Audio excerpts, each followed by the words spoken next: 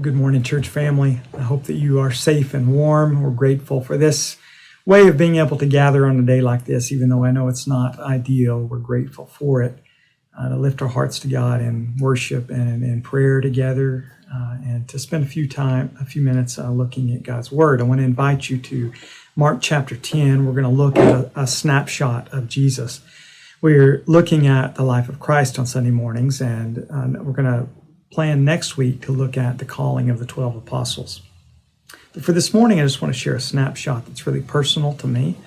It's one that when I was much younger, and realized that most of my knowledge of Jesus was intellectual. It was head knowledge, book knowledge, not so much the way you know a person.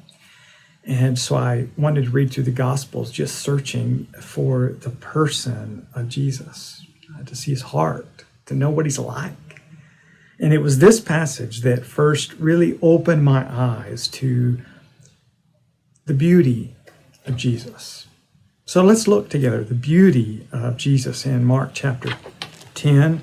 We'll read it and then I'll share a few observations. Verse 46, and they came to Jericho. And as he was leaving Jericho with his disciples and a great crowd, Bartimaeus, a blind beggar, the son of Timaeus, was sitting by the roadside. And when Jesus heard that it was Jesus of Nazareth, he began to cry out and say, Jesus, son of David, have mercy on me. And many rebuked him, telling him to be silent. But he cried out all the more, Son of David, have mercy on me. And Jesus stopped and said, call him. And they called the blind man, saying to him, take heart, get up, he's calling you. Throwing off his cloak, he sprang up and came to Jesus. And Jesus said to him, what do you want me to do for you? And the blind man said to him, Rabbi, let me recover my sight. And Jesus said to him, go your way, your faith has made you well. And immediately he recovered his sight and followed him on the way. So you've got here a blind man that everybody seems to dismiss. You've got an important man coming through town. Jesus has this crowd following him. Clearly too important for a man sitting on the side of the road. So when this man cries out, everybody dismisses him, rebukes him, tells him to be quiet. And I wonder why that is. Why do we assume Jesus would not have time for a man like that?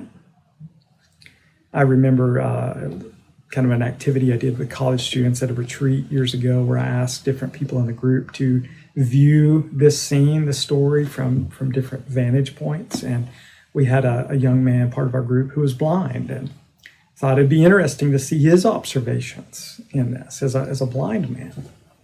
And I remember his reaction because it caught me off guard. He said, being blind ain't no excuse. He had to go get a home-based internet business.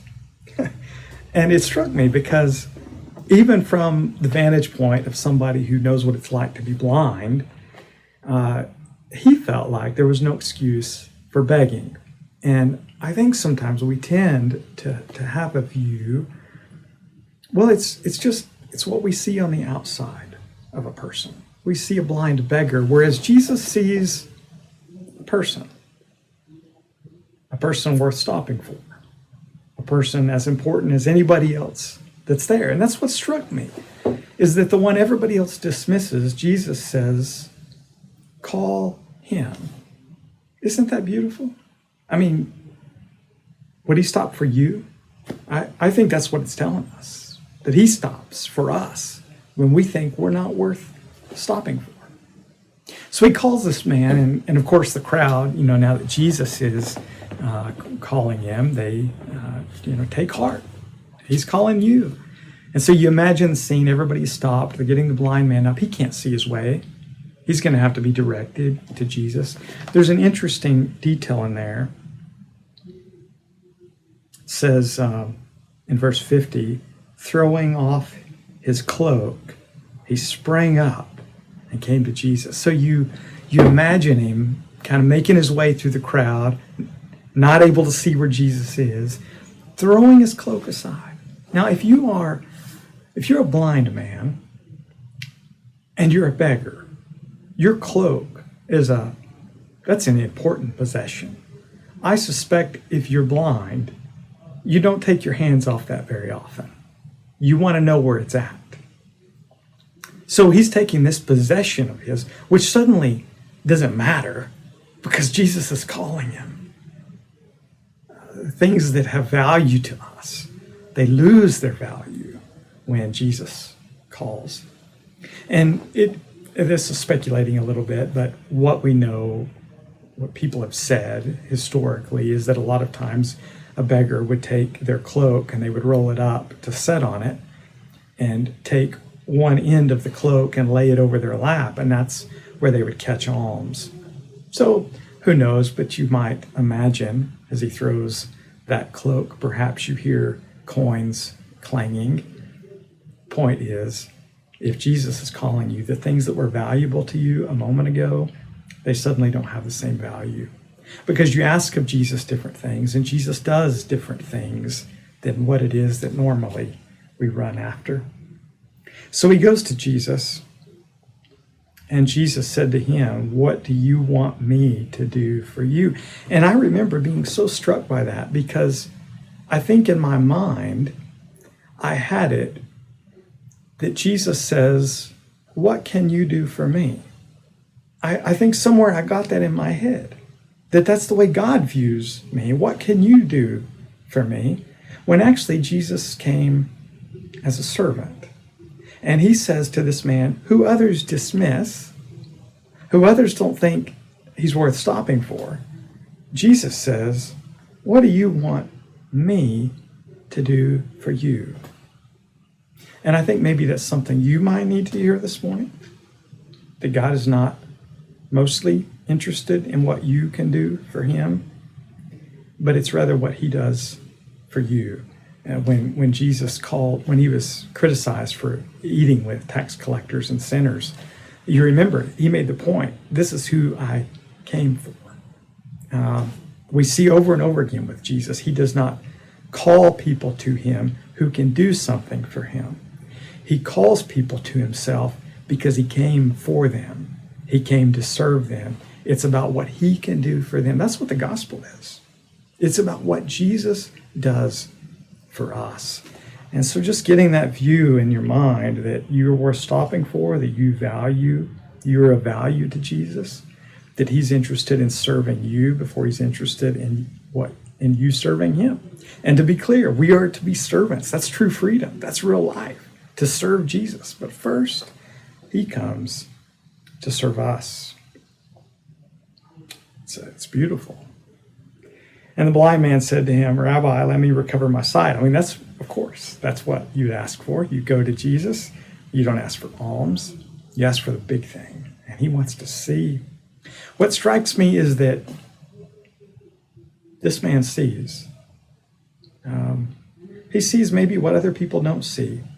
A guy who knows, even though I'm the guy, I'm going to call out for mercy.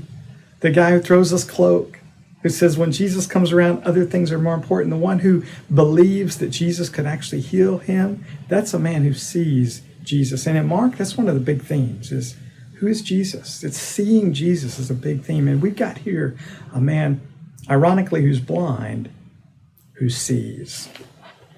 And he wants to recover his sight, physical sight.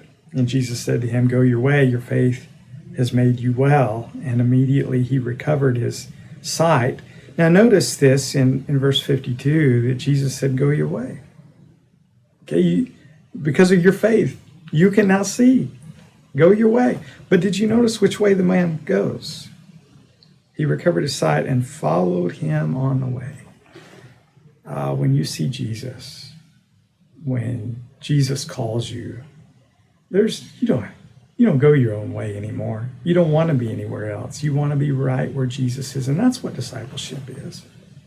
Discipleship is saying, I'm with Jesus. Where else am I going to go? There's nowhere else I want to go. I'm not going to direct my own life.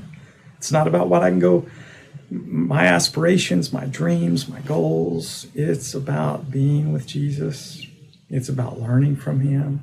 It's about his life, growing in his ways, doing his will, serving him. That's That's where I want to be. And I pray that that's more and more where our heart is as well. So I pray that you are encouraged this morning at this snapshot of Jesus, that you are struck by the beauty of him, that you are assured that you matter to him, that he would stop for you. In fact, he went all the way to the cross for people just like you and me, just like this blind beggar. And I pray that we would more and more want to be nowhere else but with Jesus, on the road with him as his disciples.